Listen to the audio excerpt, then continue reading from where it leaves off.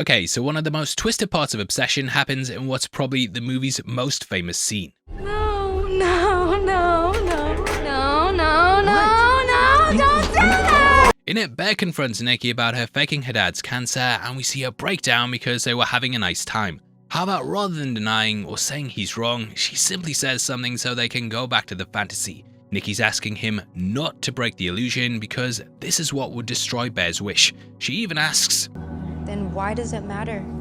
because if things seem right on the surface, then what does it matter if something darker is going on behind it? This is also something that Bear accepts as well because it's easier than dealing with the reality that she lied. Bear's also happy to stay in the fantasy because in his mind, this is everything he wanted. However, it's all fake, and this is exemplified when we jump cut to the pair having sex. Nikki clearly isn't enjoying it, but is just going through the motions much like Bear. The fact that Nikki asks why does it matter as well is showing that she's really asking Bear how much he's willing to ignore, and ignore things he does. Though the real Nikki constantly leaves clues throughout that she isn't in control, Bear ignores this to keep up the illusion. Bear knows that Nikki just doesn't love him without the wish, which also stops him from really connecting to her. Nikki also can't connect with Bear because, as we know, this isn't the real Nikki. But to Bear, he's got everything he wanted, and the movie is all about how much he's willing to ignore things and put up with this fake Nikki. One of the creepiest ones happens when Nikki's asleep, and we see she begs for death. Bear once more chooses to ignore it though, and this leads to the death of Sarah and even himself. Had the character respected Nikki's wishes rather than his own, then he wouldn't have damned everyone to a life of despair. Nikki ends up becoming his prisoner who puts on a happy face because it's what Bear wants. She completely loses her autonomy and becomes trapped in this vessel behind something that looks human. Now another big moment happens when she stands in the corner of the bedroom. She looks otherworldly, which is a testament to the makeup artist Kate Oucher. It's a fantastic effect, and there's obviously a lot of subtext here with her basically losing her humanity completely, which is why the face looks off. It's uncanny and distorted, with it appearing almost mannequin-like, and mannequins are of course figures that look human, but they obviously have no autonomy or agency. It also plays into Bear's desires to strip her of who she really is. He's taken her personality, her dreams and desires, and reduced her to what's an empty husk. Even the No, no, no, no, no, no, no, don't do that! feels like a direct nod to Get Out, which also tackles similar things. Oh, no, no, no, no, no, no, no, no, no, no, no, no, no. Beyond that, I think the film tackles the idea of how obsession is a poison chalice. Sure, if someone's obsessed with you, they might love you and hit the thumbs up, but you have to wonder what it's like for them. Obsession can lead to that person feeling anxiety and fear, and when they think the person doesn't love them back, it then puts them in a position where they then desire control. Thus, they'll go to more extreme things to try and get the person to love them and control what they want, and ultimately, this destroys everything around them. This is even explained away at one point when Bear looks up the conditions that Nikki's shown. Now this site details the effects of Molly, which initially is used to explain why Nikki's acting like she is. However, these side effects are also similar to mental health issues, with there being anxiety, mood swings, paranoia and confusion, which are all things Nikki exhibits. Barker explained how when two people are obsessed with each other, how they'll end up being destructive. Also think that the film focuses on how love makes you blind and what you'll be willing to put up with just to be with the one you love. Bear is the only perspective that we follow throughout the movie, and at no point do we cut to any other characters. We only ever see things through Bear's eyes and only get his perspective. So everything is his self-centered worldview where he and his wishes are the most important thing. It's the ultimate tale of be careful what you wish for, and throughout this video we're going to be breaking it all down. Welcome to the Heavy Spoilers Show. I'm your host Paul, and my one wish is that you follow us through this video as we go through Obsession. It's a horror that, along with Backrooms, has lit up the box office and might even be a sign that cinema is changing. Made on a meager $750,000, it's now become one of the most profitable movies of all time. Beyond its accomplishments though, I think the reason for the film's success is the fact that it's got so much going on with it. There's hidden details, lots of things you'll miss, and just tons of talking points going on beneath the surface. In this video, I want to analyze the movie and talk about everything that this film has going on with it. Also, check out our Obsession inspired shirts at the merch store below, along with the rest of the spoiler collection that's got lots of shirts based on big horror movies. We've also got a massive sale running right now for summer and lots of discounts that all help videos like this get made. Now, Obsession was written and directed by Cory Barker, who made his name with a sketch comedy channel That's a Bad Idea. This is something he worked on with his friend Cooper Tomlinson, who also plays Ian in this movie. Now, Barker is the latest sketch comedy filmmaker to make superb horror movies, with Zach Greger putting out Barbarian and Weapons. Jordan Peele, of course, cut his teeth in comedy, and I think horror is just a natural evolution. To me, comedy requires really good timing, which is something that horror requires as well. Lingering on that creepy moment for a second too long,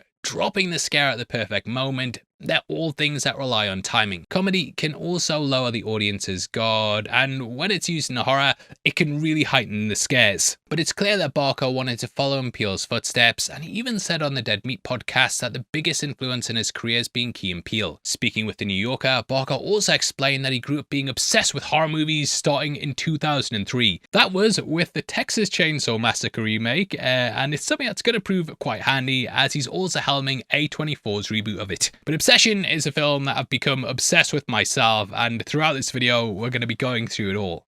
No one on this earth will ever comprehend what it feels like to love someone as much as I love you.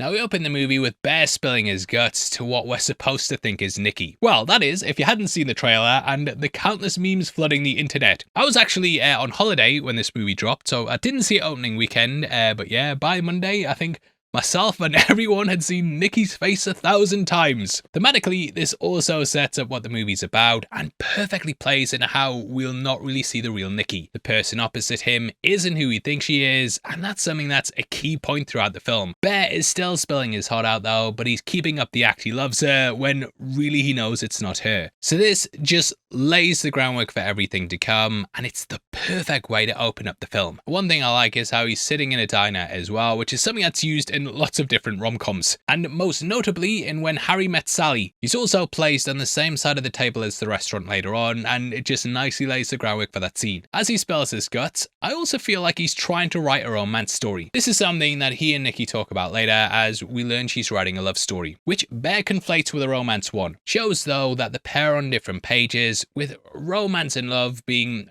two different things. Romance, to me, if you're asking, that's always been that passionate spark where there's an excitement and you do gestures to show that you care. On the flip side of this though, love is a steady and more meaningful foundation that goes beyond just superficial acts. Now, to me, the wish can't really make someone fall in love with you, but it can make it seem like there's a romantic connection between you. But I feel like Bear doesn't really understand love, so he mistakes romance for that, just like he does with his story. It's a romance. No, it's not a romance, it's a love story. Isn't that the same thing?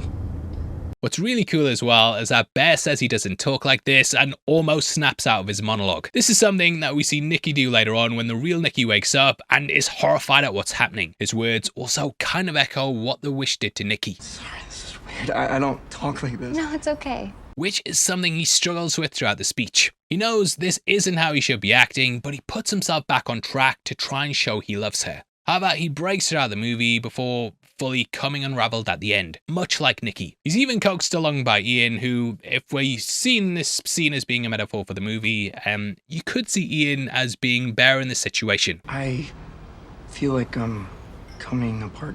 This obviously also foreshadows Nikki's mental state. This speech is all about obsession and how he's losing control of himself thinking about Nikki. So in order to gain this, he makes the wish, which ultimately gives him complete power over her. It's also a speech where he says how she did nice things for him, but in Bear's view, kindness means that she must like him. Nikki even seems to treat him like a friend and was constantly checking up on him when he moved. As we learn, she's estranged from her dad as well and possibly came here alone in a similar situation. We then get to see that he's just talking to a waitress, which is a great way to show how his image of love is all an act. However, the waitress opposite loves the monologue and he probably could have even hooked up with her. There's also the character Sarah, who we discover likes him as well, and this is the first hint that he could have broken out of his loneliness and found love with someone who loved him back back, but he's just got that tunnel vision for Nikki. An obsession, if you will. The obsession at this point exists solely on his side, and this leaves him an anxious wreck that's constantly thinking about her. Even saying he thinks about her with every song. That I would choose you over everything. Bear is of course the villain of the movie though, and he completely strips Nikki of her agency and makes her a slave. I also wonder if the name Bear was meant to be a play on that recent question or survey thing, can't remember exactly what it was,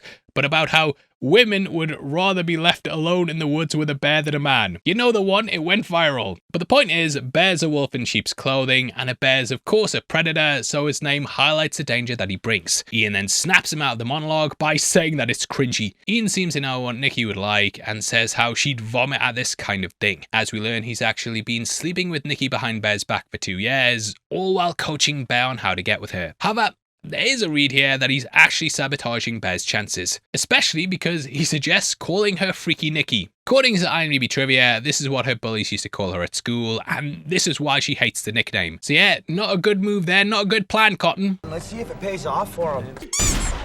Upon second viewing though, you can see the major disparity between the pair as a distinct lack of understanding of who Nikki is. Ian thinks he knows what his friend should do as he's sleeping with her, however, as she later says, she's looking for love, which he's not able to provide. The waitress also suggests getting her something nice, which he does later on, going against Ian's advice of just being less sappy. The waitress then reels off ideas, and Ian just dismisses her by saying, flowers, the candy that she said she likes.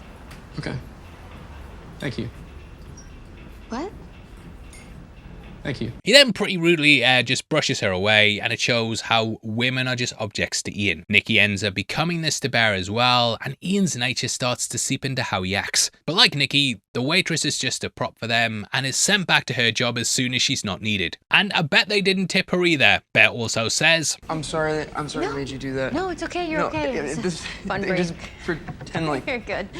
foreshadowing that he will make Nikki do things later on. What I like as well is that Bear is thoroughly pathetic. Like I kind of expected Jack Quaid's character and companion, but we get a total sap. You are one pathetic loser. Ian asks Bear if he's ever even flirted with her, and then mentions he should invite romance. Again, he's another dude who mentions romance, whereas Nikki said that she's looking for something more. He then basically says to neg her, and this is Ian kind of sabotaging Bear's chances as he knows it's gonna piss her off. Ian also says that Bear should ask her for a drink, but Bear quickly replies saying how she always invites Ian. And guys, if you ask out a girl you like and she replies with, who else is going to be there?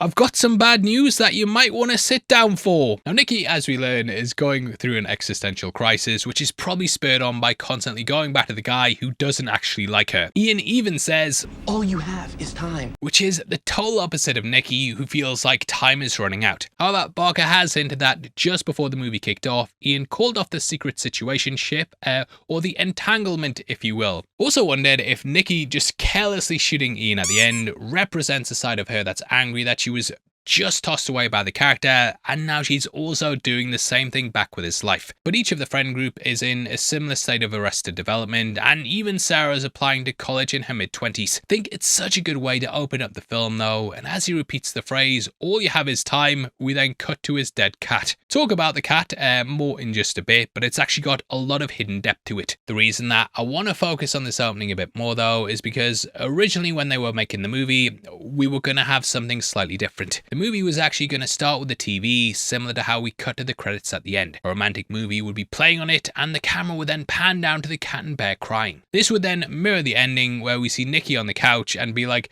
a full circle moment of grief. Cody thought it would be cool to have the opening mirror the ending, however, this was cut due to test audience reactions. They were also frustrated that Bear wasn't trying harder to fix the wish and what it had done to Nikki. However, Barker decided to instead double down and show why he didn't want to fix the wish and instead wanted to signpost that he was desperate to make things work, even though it was hopeless. Either way, the cat somehow got into the pill bottles, and I love how it says, do not eat on the bottom. You're supposed to put the warnings on the front, mate. How's the cat supposed to read that? But for some reason, he's still got all of his grandmother's medicine, including her oxy pills. It shows how he holds onto things even if they're dangerous, and very much establishes things with Nikki. Also, subtly shows that Bear struggles with his mental health. The lid's so insecure as well, an animal can just knock it over. The medicine cabinet also doesn't close first time, and he was barely keeping a lid on things things which led to his cat's death. And that is subtext for Nikki. Bear's carelessness is what caused the cat to perish though, and his carelessness with the wish causes everyone's death. Now though, I don't think Wish Nikki is the soul of the cat come back,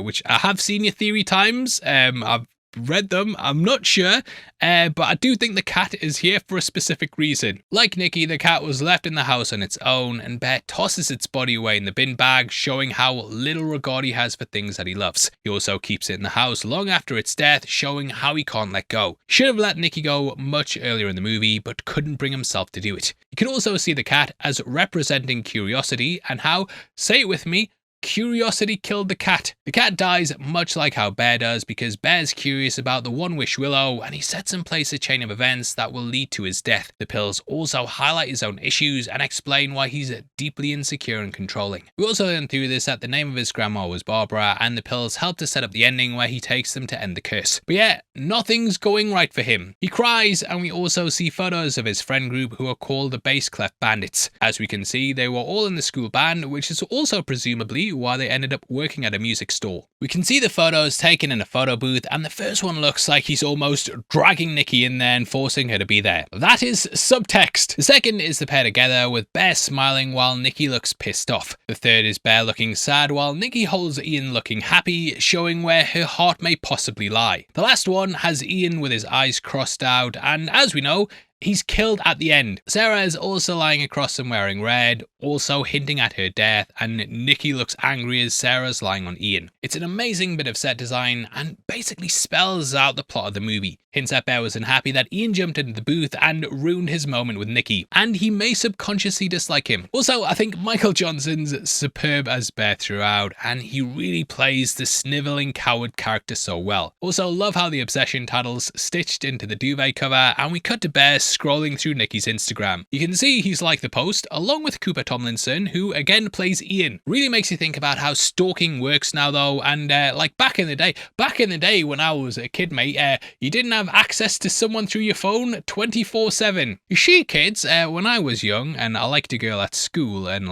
we broke up for the summer holidays, that was it. I didn't see her doing anything, I didn't see videos of her, I didn't see photos of her for about 6 weeks. She was gone, and it was a healthier way to live. Nowadays though, you can just crack open your phone and can instantly check in on your crush. So the obsession can become even stronger, because this person can be with you every moment of your life and yet also not with you. When they're on your phone though, they're not really there and are trapped behind a screen looking perfect, much like how Nikki's trapped by Bear and forced to betray the image that he wants. Nikki then calls, and my guy must have felt like he was kismet. We can also see that he's put love emojis in her name, which is like the ultimate simp move. He instantly smiles though, even though he's grieving, but the conversation just seems to be about work. They don't really have much chemistry on the phone either, and it just seems like they're friends. Now, the creative team did say that they shot every scene twice, with one being where Nikki was into Bear and one where she wasn't. Only they know how they cut them, but I do think it adds some ambiguity. Bearing the grief of his cat's death, he doesn't want to go to trivia night because he is a bit of a mess,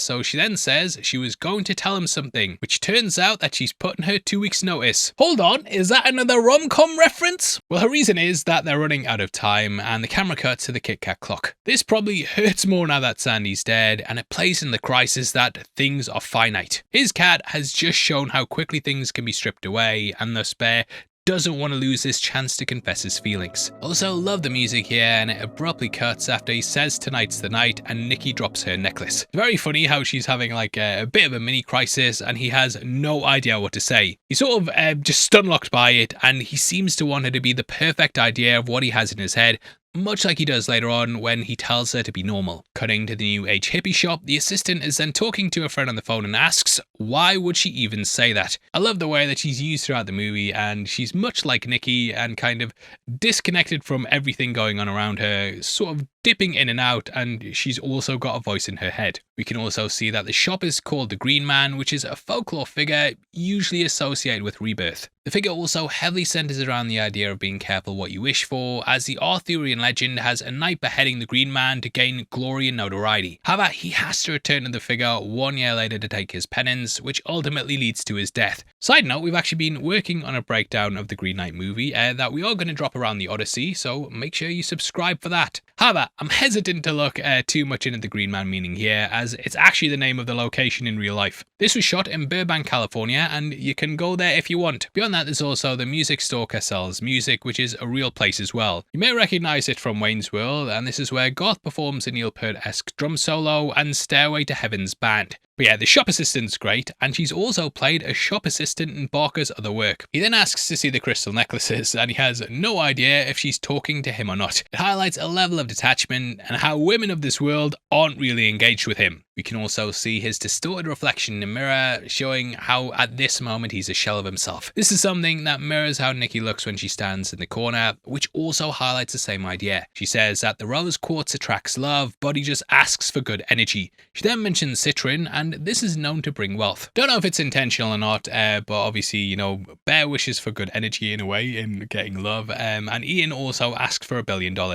So maybe it's foreshadowing that. But Bear says Nikki would hate that in regards to the stone, and it just further shows how she's not fixated on money, which is why she shouldn't be with Ian. He then sees the very 40s/50s toys that would be advertised in comic books, and this kind of fits in with the Art Deco clock in his home. There's also a magic eye inspired by the Eye of Horus, which Nikki has a tattoo of, a chromoscope, a voodoo doll, and something on the right which I can't quite make out. In the middle though is the One Wish Willow, which is the MacGuffin of the movie. This was actually inspired by the Simpsons Treehouse of Horror episode 2, and in that Lisa dreams that Homer had a cursed monkey's paw. Each wish was granted but had unforeseen side effects, such as Lisa wishing for world peace only for the planet to be taken over by Kang and Kronos. That story itself was inspired by W.W. Jacobs' The Monkey's Paw, in which wishes are granted that have a double-edged sword to them. In it, there's a father who wishes for £200 to pay a final mortgage payment, only for it to come from his son's life insurance. Barker was also inspired by the idea of a what if Willy Wonka were evil. Help. Police. Murder. And what might happen when people are so obsessed with each other, kind of like an inverse of 2025's Together. And I will also die on the hill that Willy Wonka was also kind of evil. Either way, the One Wish Willow is intended to look like a cheap joke toy, and speaking with Behind the Lens, Barker explained that he wanted the MacGuffin to be something hokey or shop bought as opposed to the usual creepy horror magic stuff. Kind of reminds me a lot of Big as well, and the sort of, I don't know, like hokey magician thing there. As he turns him over, we also see a cat on the back, as the company that makes them is called Tabby Cat. And its curiosity killed the cat. This feels like an omen though, and every time there's a cat, it leads into Baker making the wrong choice. There's also a phone number which Bear calls later, and the voice on the other end is actually Curry Barker. Beyond that, Tabby is also not to his YouTube channel. That's a bad idea. Tabby. But yeah, Bear opts to buy the One Wish Willow, and the shop assistant mentions that they have been very popular ever since they came out. The assistant then hints that the One Wish Willow is real by saying he shouldn't come back and complain if it works. It's incredibly uncomfortable though, as he tries to find out the truth. He jokes about the wish ruining people's lives, and she says or they wish they were dead or do die, which are all things that happen later. It's also just a really weird demeanor with the shop assistant that makes it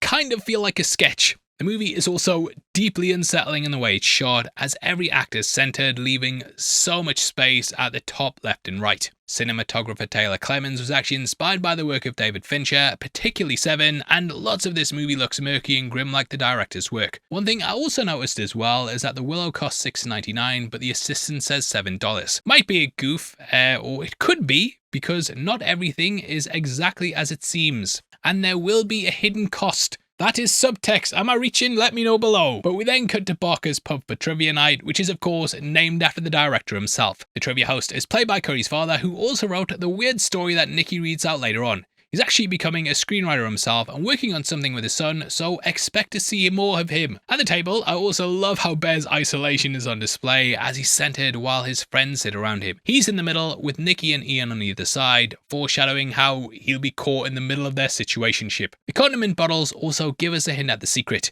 Red can mean power, love, or passion, all of which connect Bear and Nikki. The yellow of the mustard bottle in front of Ian can mean betrayal, and yellow is of course a colour often associated with being a coward. Sarah has also liked Bear in plain sight but is hidden by Ian. We also get the hint at Sarah having beef with Nikki, as we learn Nikki's been slacking and not tuning the guitars or doing her other tasks at work so she can go and write her novel. Meanwhile, Sarah's dad owns the store and keeps moaning about them to her. Sarah likes Bear though, who loves Nikki, who's banging Ian on the down low, so it's a messy love square and one that leads to them all ending up miserable and dead mostly. Now we cut to Ian, who can tell Bear's going to confess his love, but Nikki notices the guy's mouthing things. It's here that we finally see Nikki, played by Indy Navarrete, who absolutely steals the show. You may recognize her from 13 Reasons Why or Superman and Lois, and yeah, she's the real breakout star of the movie. She's very much meant to be the cute girl next door, which is how Barker wrote her, but Navarrete auditioned for her and played her more like a cool girl. Like if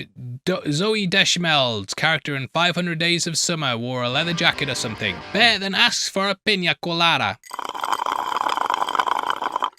I don't think it's a gay drink. Nikki roasts him by saying she likes a man in touch with his feminine side, and I like how even the barman was smiling. What is interesting though is that later on at the party, Bear actually has a beer, showing that he's morphing into what he thinks he should be for her. He does this, he says, because he doesn't like the taste of alcohol, but this evolution shows that he's trying to become that person. He also says that he's been watching TV all day, but we know he's been scrolling through his Instagram and crying over his cat. The fact he can't even tell Nikki about the cat though shows he's putting on an act in order to seem cool. Because yeah, she might potentially be put off by the baggage and he'd rather appear as the man that he thinks that she wants. She then says, "Open, babe," to the barman, with the babe seemingly flustering him. Babe is just one of those terms that, you know, you can call whoever you want. You just say it as being a friend. And I do think that because she said it to him before and is now saying it to the barman, he starts second guessing things. But he is about to tell her what he got for her, only to be interrupted again, this time by Ian. We then get a Chekhov's gun, or more specifically, Chekhov's description of where the gun is, as he says that Sarah's dad keeps a gun in the break room safe. So yeah, that's how it comes around at the end. Sarah then appears and they all do their shots, except for Bear, who slyly leaves his at the bar. And this is because he doesn't like alcohol. Ian and Nikki then run off, while Sarah asks why they toasted to Sandy. He actually confides in the character, who offers him comfort, and she likes him without him putting on an act. But he's just too obsessed with Nikki. It's pretty different in Nikki's reaction later on in the car as well, which, when he tells her, I don't know, it seems a bit blasé. As they go back to their table, we also see Nikki take Ian's hat, which is just another hint that there's more there. When they leave, it's nowhere to be seen though, showing how Ian has no issue with leaving things close to him behind. He then says that he wants to go to karaoke, but Nikki wants to go to bed and begs Ian to take her home. Highlights how she'll always go to him first, and how they want different things and ultimately aren't on the same page. Bear then says he'll take her home instead, and we watch as Nikki goes and gives $20 to a homeless person. Well,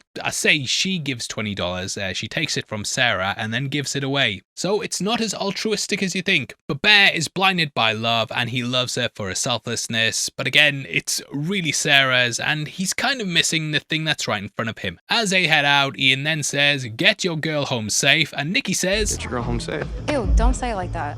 And whew, I thought the worst thing she could say is no. But he's finally alone with her, and she says the call when the loss of his cat finally hits. She makes a weird face though, like she's annoyed at what she said. Nikki then says she's not happy at the store, but he says it's just a job. For Bear though, this is the place he gets to be with Nikki, so it doesn't matter if he hates the actual work. It shows how different they are though, and highlights she won't put up with things to be with him. To write her story, she needs to feel love to bring it to life, and she's clearly become jaded by things with Ian. This is where they also talk about love versus romance, and the script actually had a longer monologue here that explained the meaning of the movie. Nikki says, "I don't think romance is real. I think love is real, but not romance. It makes life feel magical. Then your parents split, or they're so miserable you wish they would. People start telling you love fades, it's a mirage.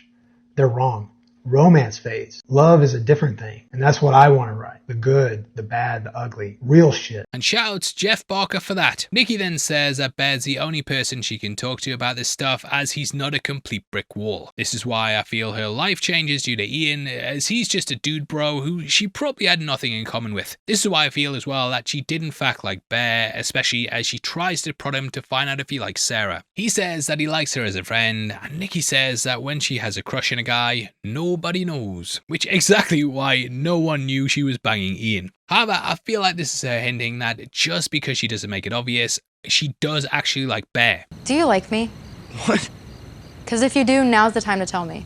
She wants him to step up though and confess that he does, and even gives him the chance to. Now look, I know there's people who disagree and say that she's asking so she can flat out reject him, but I don't know, doing it the day the cat died would be a bit messed up to me. So my interpretation is that she's asking him because it's like giving him the chance there and then, but his failure to do so is ultimately what costs him. Had he actually admitted it, the pair would have potentially got together, which I think makes the fact that he has to wish for it even more pathetic. Ian even says in the diner he needs to do it at the right time, but he misses the chance here and then does something evil. If he actually had a spine, he could have had what he wanted there and then, so yeah, that's how I read it.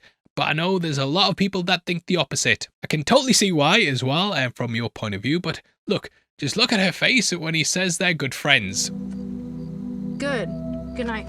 The movie has some fantastic use of music here as well, as he tells a nice story about how she helped him out in class. It plays and slowly builds up, but cuts sharply when she says it was no big deal. For Bear though, it's like one of his core memories, but to Nikki, it's just another Tuesday. Throwing a Hail Mary, he then calls her Freaky Nikki, and she's shocked that he would say something so cruel. I expect that Ian has been talking about Bear liking her as well, and calling her Freaky Nikki is something she recognizes Ian's idea. He then retreats into using the One Wish willow, which was actually inspired by a pen that Barker used to play with as a kid and was apparently made from a dried cactus. A willow tree is also commonly connected to folklore and fairy tales, and you'll find the branches of it are used in a lot of stuff dealing with witches. Hell, even weapons had the spell that allowed the witch to control people made from a tree that you then had to snap to activate. The music then cuts as it breaks, and she comes to the window to ask what he had for her. We see that something's off with her as well, as she says she just lost her cat, showing that she's kind of a jumble. I do even wonder as well if she's merging with Bear's feelings, and this is why she ends up bringing the cat up. She then asks if he wants to come in, and he's freaked out as she's acting so weird. Now I feel like the entity at this point has a loose grip on Nikki, and we can see it hasn't fully taken over. Nikki is still able to break through, and even just stalled at first that she's kind of acting weird. She even laughs at first and thinks it's a bit weird and funny, but quickly the horror becomes clear. This is something that gets expanded upon later on, as she pretty much becomes a backseat passenger in her own brain, much like Get Out. The movie as a whole though also reminds me a lot of Hereditary, which is also a film about possession. We also have Nikki hiding in plain sight in Bear's room, much like the grandmother in that. As well as that, Bear goes along with what's happening on autopilot, similar to Peter in Hereditary. Barker also used the dry heave crying from Ari Aster's other movie Midsommar. And breakdown on the channel now. With The Wish now working though, Nikki is a lot different, and Indy actually took a lot of inspiration from Mia Goth in the X trilogy. I personally feel that she's the most like Pearl, especially in those moments where she absolutely loses it. As she goes to the driver's side, her head's cut out the frame, which makes things far more unsettling. So far, we've had so much headroom as mentioned earlier, so we kind of, having this missing is a bit unnerving. We also expect some major jump scare, but she just crouches down smiling, which is even freakier. She kind of forces herself into the car, and the most creepy thing about this is how she's acting nice. Too nice almost. Bear is clearly taken aback and clearly creeped out, even though this was apparently what he wanted. Think deep down though, he knows he wanted something genuine, rather than this extreme facade that clearly isn't real. She's gone from a self-assured, layered person to a pastiche of every adorable girl in a rom-com. Bear refuses to go in or take her to his house as well, which is when the entity uses emotional manipulation. It invents a story about her dad dying of cancer because it knows Bear won't leave her in this state. If you've ever seen, 5,000 episodes of Catfish like I have, then you'll know the fakers will often use a cancer diagnosis to manipulate the person that cares about them. This basically keeps them on the hook, stops them asking questions, as what kind of person would leave someone in that state? But the entity acts like a codependent parasite, trying to isolate Bear by using any means necessary. Sadly, because Bear's desperate to be with her as well, he also doesn't question the story.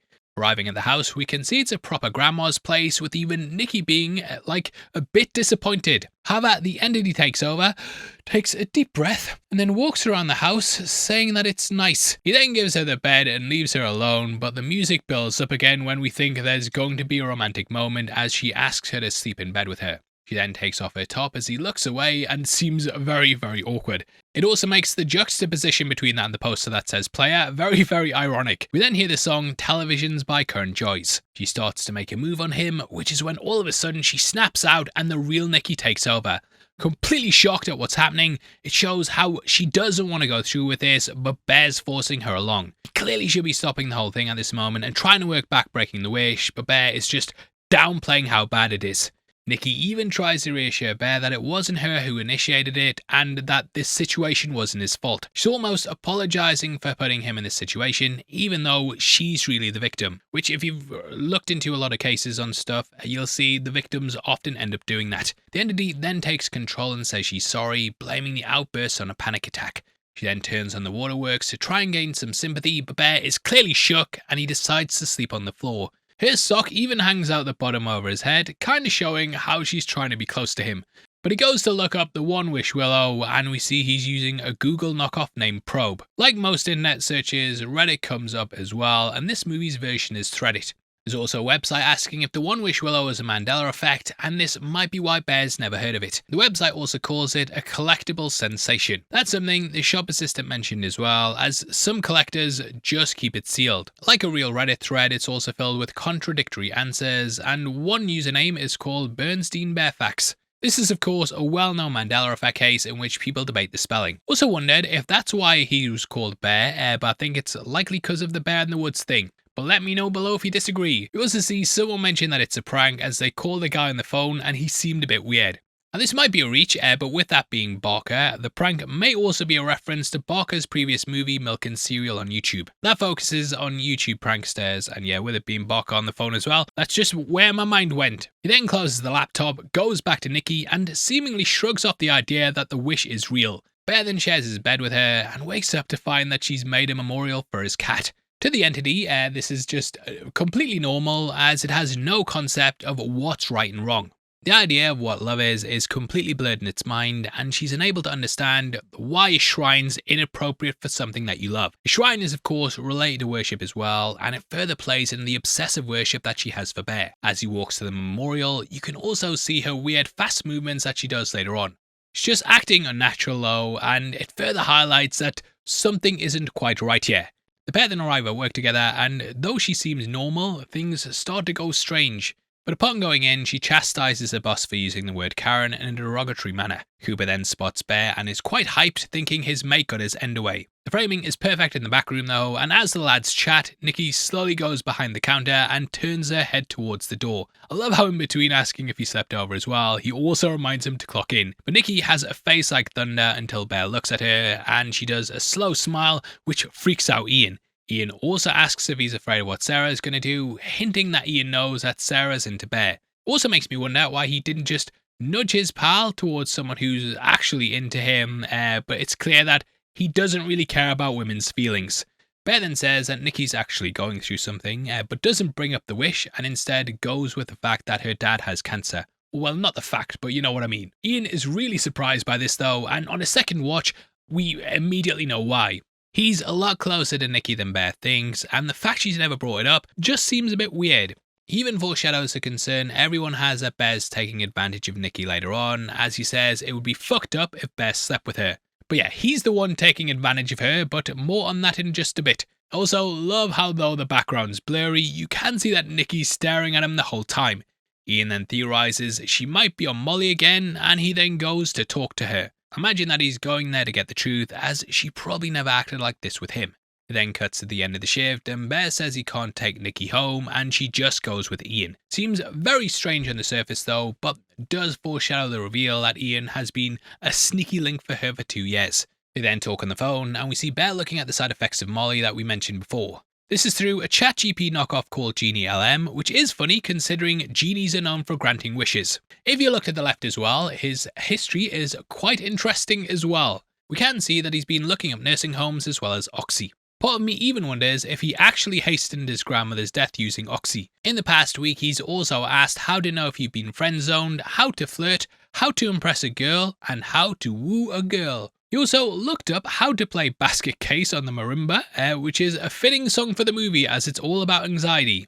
We then see her walk past the window. She's turned up looking all nice and says she shouldn't have taken something. She also keeps mentioning how he didn't take advantage of her, which is probably something that Ian asked her a few times when he took her home. It's also trying to make him lose his feelings of guilt, and therefore he'll be less torn about their relationship. We then get confirmation that Nikki knew Bear liked him, which might have even been confirmed to her by Ian trying to mess things up. She also says that she started feeling things for him around Christmas, which might be true, but either way, it's a form of manipulation. We then get a perfect romance movie montage where they have breakfast together, then kiss at work, and it looks like everything that Bear's ever wanted has all come true. It's classic, your classic rom-com montage. It's like the honeymoon period of a relationship though, before the lust fades and you either make or break. For the pair, we can see as the latter happens because Bear can't deal with all of Nikki's obsession and complexities.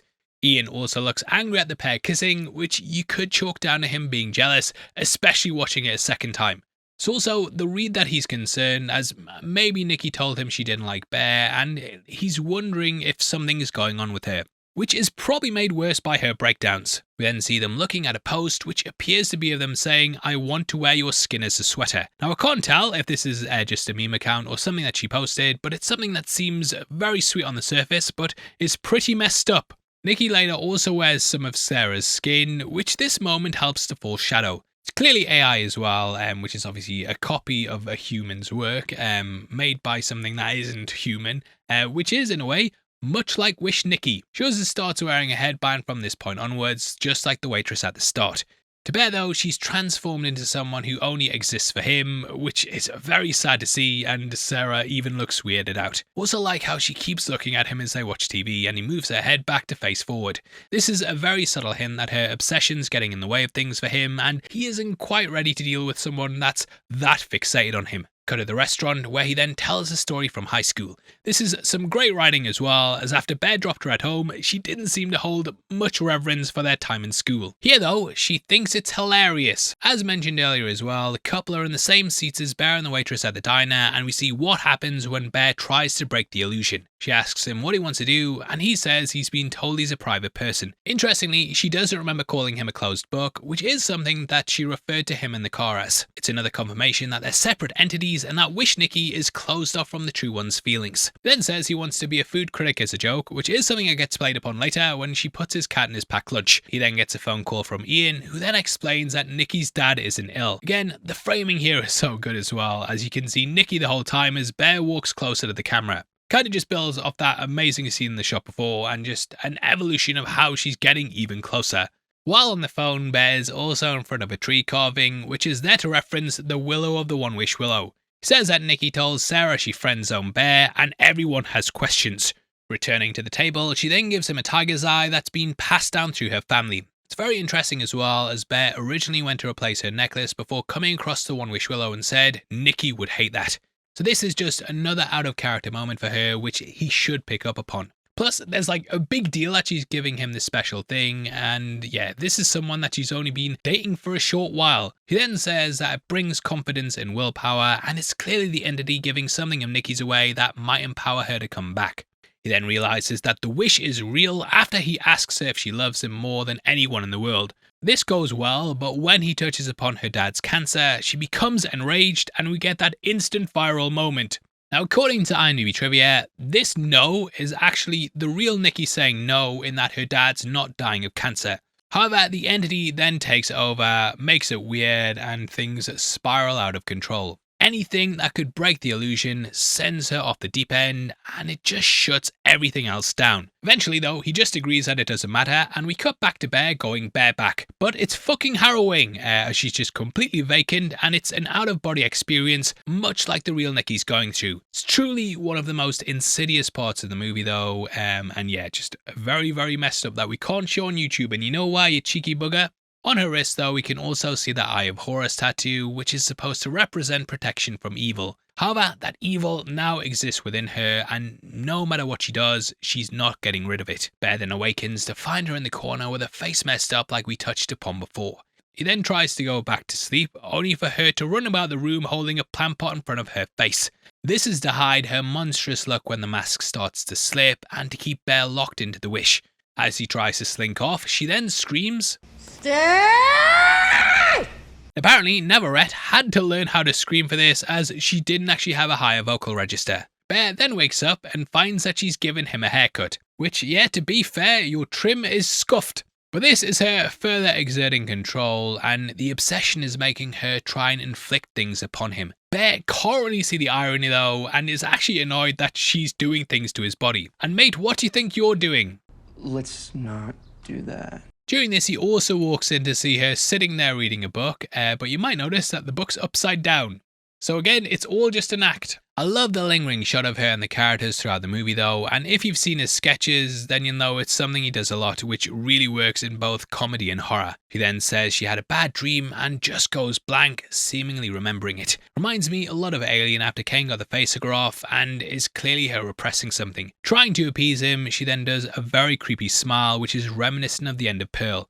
In fact, that movie's credits show Mia Goth holding a facial expression, while this movie ends with a now unpossessed Nikki crying, with both continuing throughout the credits. The pair then kiss, and he's disarmed once more, giving into his desire to quell his questions. He's desperate to make this work, and hilariously he cuts her off as she says she loves him so much, like she said at the restaurant. Like it was cute when he wanted to get his end away, but now the guy is just bored with it. He's built up this ideal Nikki in his head and just wants this cute romantic life. Instead though, he's got an obsessed crazy girlfriend who won't let go. He's struggling to deal with her, warts and all, and again, be careful what you wish for.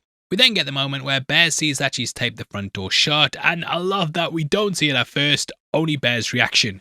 Barker explained that the art department created a massive single sheet made of tape, and only a few parts were actually taped to the wall so it could be removed in one big piece. Nikki just wants him to stay home the whole day though, and she even suggests swinging by work. She's kind of become a bit like a pet or a cat. She's at home waiting for him to return though, and doesn't really have anything else to occupy her. He leaves her alone, just standing there smiling, which is how he finds her when he comes home.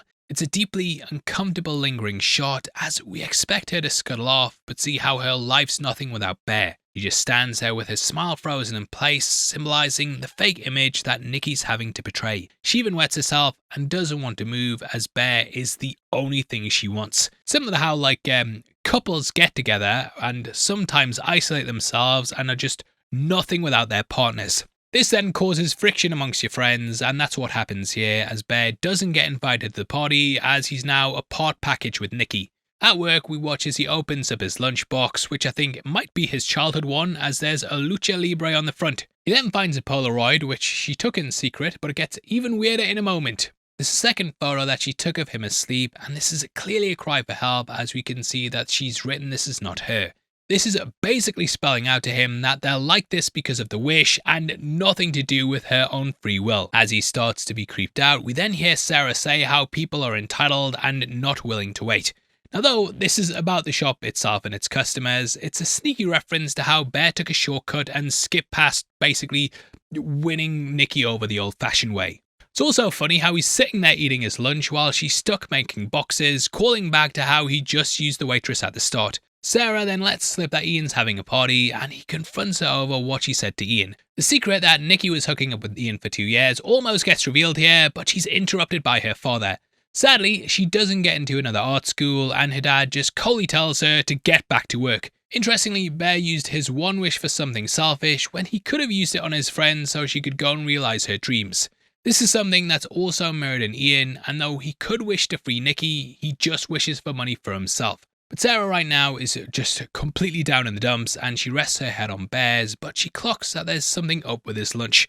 Gets revealed that his sandwich is a sandwich, which is the name of the cat. Could have done that joke a lot better. There is a good joke in there somewhere, sandwich and sandwich, but the revolution makes him puke in the bin. He then just says it's an inside joke, which is him further choosing to ignore the truth rather than live in the reality. We then get a cut to the night after the shift, which is completely opposite to how things were before. It's just Bear, and he's all alone, playing in the feeling of isolation, even though he has someone besotted by him.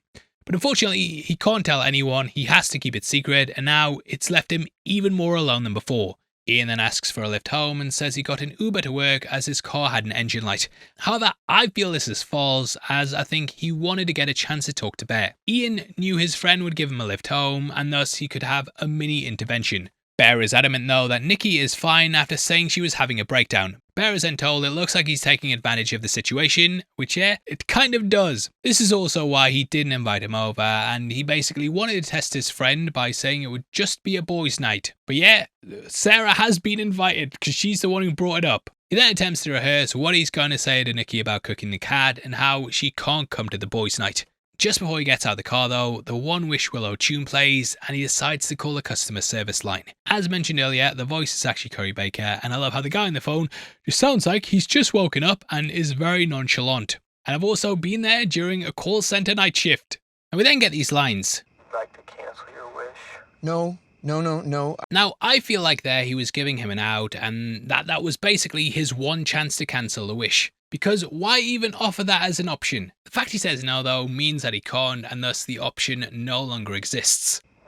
You were just making it sound like I could put in a request. Some Wonder Woman 1984 I renounce my wish shit. It's a hilarious exchange though, but the guy says that just because he chose it for her, it doesn't make it any less real. He also says if Bear dies, the wish will go away, and it's explained that he has a moral obligation to be there for her, which further adds to the guilt. But he's made his bed. We then get confirmation that the person Bear's been with isn't technically Nikki, as she's currently being get outed. The guy on the phone then asks if he wants to talk to her, how we just hear her screaming in agony. You want to talk to her? Who is that? Nikki. It's one of the scariest parts of the movie, as I just imagine what she feels like being paralyzed in her own body, but clearly watching everything happening in front of her. It also reminds me of that viral video from a couple of years ago where it said a Siberian team had basically drilled deep into the Earth's core, and upon putting down a microphone, they apparently heard people screaming in hell.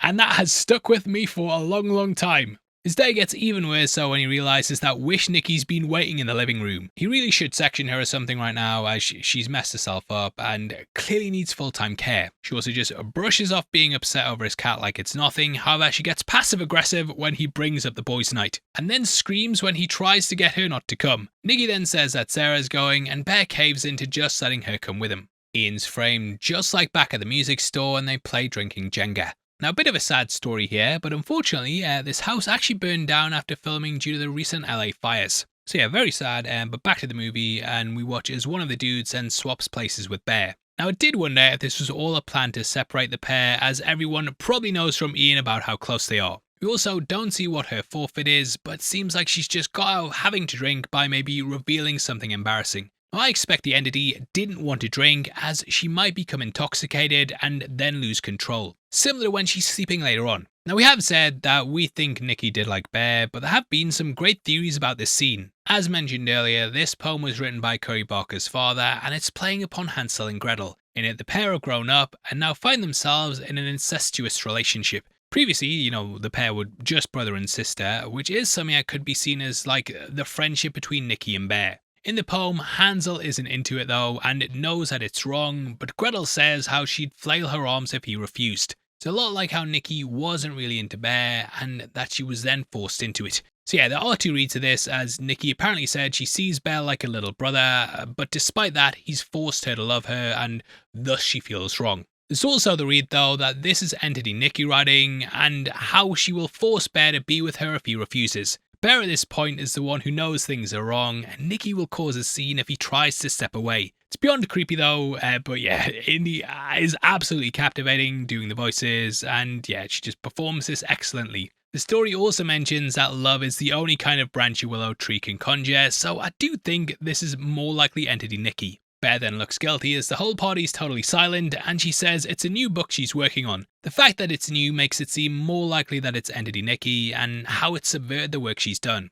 Especially as right after this, she asks him to kill her. It's Bear's turn next though, and he gets the forfeit due to the guy swapping places with him. However, they did say that it was his turn before he said it was Bear's, and had he picked this, then he would have had to have kissed Nikki, as she's on his left. I do wonder as well what might have ended up happening of this, and yeah, there's definitely some alternative version out there where we see this scene playing out differently. But for now, Bear has to kiss the person to his left, which turns out to be Sarah. Nikki, of course, will never let that happen and stands up frowning, which basically ruins the party, but looks excellent in a meme on the internet. Also feel just so sorry for Nikki though, as she loves the guy who's even entertaining kissing someone else. She's then subservient to Bear and just kneels, pursing out her lips. She's now also removing his choice too, and Bear clearly doesn't like it. So hey, maybe you should think about that more, mate. She then stands up and says everyone will die, having never felt the love they do. She then says she's joking, but then also says, actually I'm not,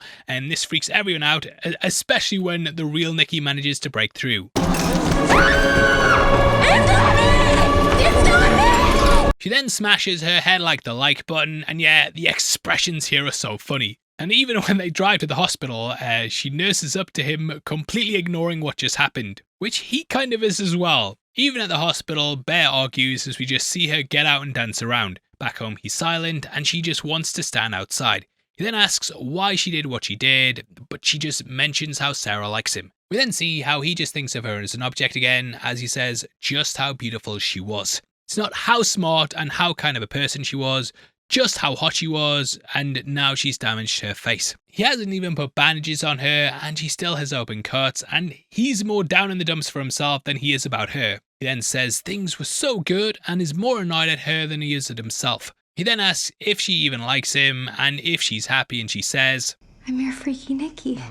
This of course confirms she's just this fake, idealized version of her, as it's something she'd never actually call herself. He then says she can be anything, but what Bear wants is for the real Nikki to like him. He's realised that the fake thing isn't worth it at all, and that if you know something's fake, it doesn't mean anything. Now, there is a survey that we've mentioned before when talking about stuff like The Matrix, and the idea of an idealised world. In it, this basically gave people a choice of whether they'd rather live in the real world with all its ups and downs, or live in a simulation where everything was perfect. Ultimately, people chose reality, and it's something that I think's happened with Bear. She then does a completely unhinged backward walk, and according to the script says, "Rail me Bear, I'm normal." The entity is just in self-preservation mode though, and this starts to spiral fast, which leads into the end of the movie. Bear then offers to let her have the bed, but she threatens to take her own life. It's using that as a way to manipulate him, and another thing that I've also seen on Catfish. However, as the voice on the phone said, he has a moral obligation to stay with her.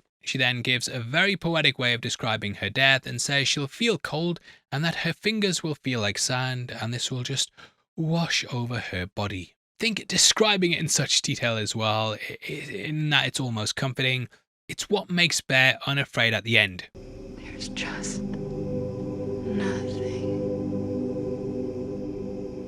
Or you could stay. Sarah then texts Bear she has something important to tell him, and yeah, I'm not sure how good of an idea it is to meet the guy with a psycho girlfriend at 3 a.m. in a car park. It's a bold strategy, Cotton. Let's see if it pays off for him. But as he gets up, Nikki pleads for him to kill her, and it's something he also refuses to acknowledge. Someone pleading for death must be in complete agony, and it shows how bad things are for her. But he simply doesn't care. He then says what would be so bad about being with him, and she says she's never been with him. Again, this highlights that there's definitely two entities, as Wish Nikki is a completely different person. It also cements that Bear has never been with the actual Nikki he wanted, and instead has been simply with this mannequin who's puppeted by something evil. So at this point, I think he fully becomes the villain of the movie and walks away despite Nikki's pleading. He realizes just how tragic this situation is, but ignores it to go and talk to another girl. Bear then tells Sarah that Nikki's acting weird because her father's dying, even though he knows it's a lie. He's using Nikki's manipulation to manipulate Sarah because he knows she won't look further into it if she hears this. It's a very interesting moment here as well, as Sarah says Nikki needs therapy, and it's unfair that she's taking advantage of him. It's vastly different from Ian, who insinuates that he's the one taking advantage of her. He's been secretly sleeping with Nikki while Sarah likes Bear, so they of course all have very different perspectives. It also shows that Ian was lying by saying that others think Bear's the one taking advantage, and it does indicate that he's secretly jealous despite coaching him on how to date her. Sarah has also got her last letter saying it's her last chance, and this is interesting wording as this is her last chance to be with Bear, and sort of her last moment on Earth. He then says he has sleeping pills, which apparently help out, and this did make me wonder if he somehow slipped them to Nikki. She didn't sleep earlier, when just stood in the corner, so I think the sleeping pills were slipped to make her go down into bed. And it's another form of control. Sarah then breaks the news that Ian had a casual thing with Nikki, however, it wasn't romantic. She then hints that she likes him and says that she was to his left, which she is here too as well. Now, there were a few different takes of this scene that were filmed, and Barker said to Polygon that there was one where Sarah admits that Nikki had feelings for him.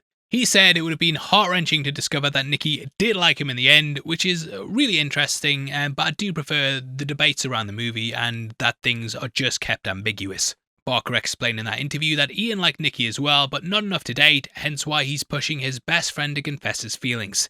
The moment is stopped though by Nikki, who arrives and smashes Sarah head into a brick. Now, this might be a callback to Barker's previous film Milk and Cereal, where a brick's also used there, which I won't spoil. But I love the way that the horn kind of honks with every hit, and it's just such a gruesome death that takes the film to the next level. Nikki then says it's his fault, and she's so sorry, but it's what he wanted.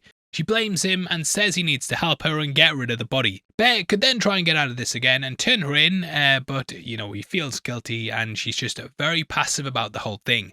They even hide her body at her dad's music shop, and then Bear heads home. He stops to open the letter, which confirms that Sarah got her dream and was in fact accepted by the art school. His selfishness, though, has led to Sarah missing out on her life, just as Nikki's now missing out on hers. I love the way the letter's also covered in blood as well, and just a horrendous way for her life to be cut short.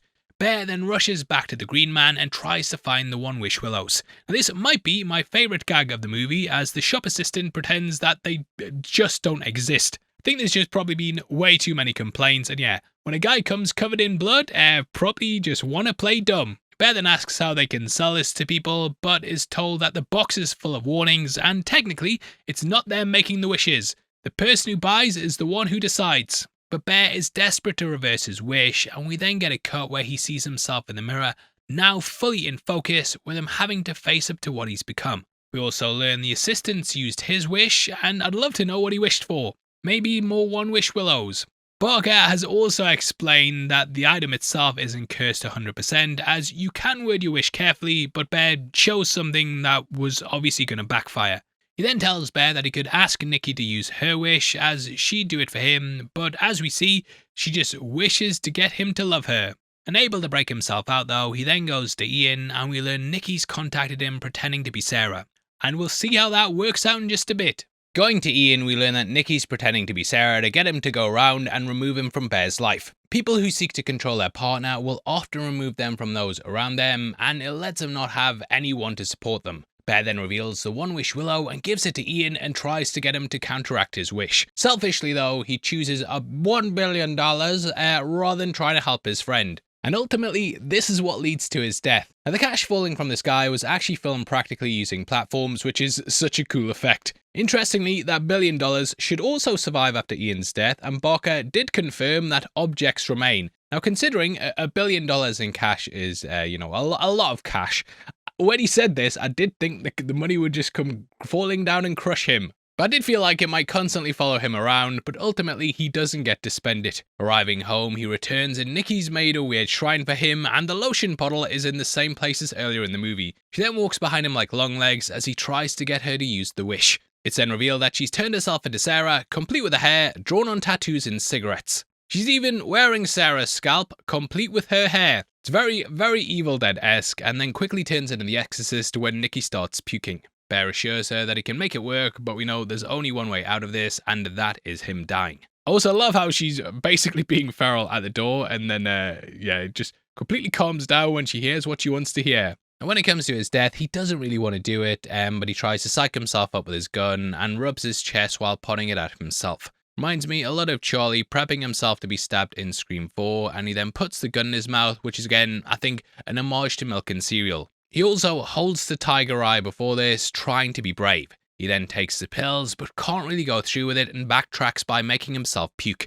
So even that, he's not able to fully follow through on, and he's only thinking of himself. But during this, Nikki has made her wish, which you can tell from the little tune that plays.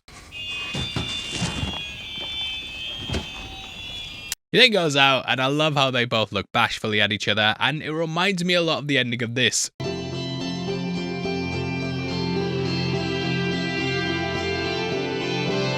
That is such a random reference from things I watched years ago, but I did enjoy it. The camera then pans down to the wish, and Bear finally dies. Yay! On the TV, you can also see what seems to be a romantic movie, but it's actually a video of Bear sleeping. Just as she's about to end up shooting herself, unlike Bear, Nikki comes to and is left surrounded by the dead bodies of her friends. Now Barker has confirmed that she'll likely go to jail and that this is pretty much an open and shut case. Bear also reflects his cat at the start and he now lies dead on the floor having taken the pills.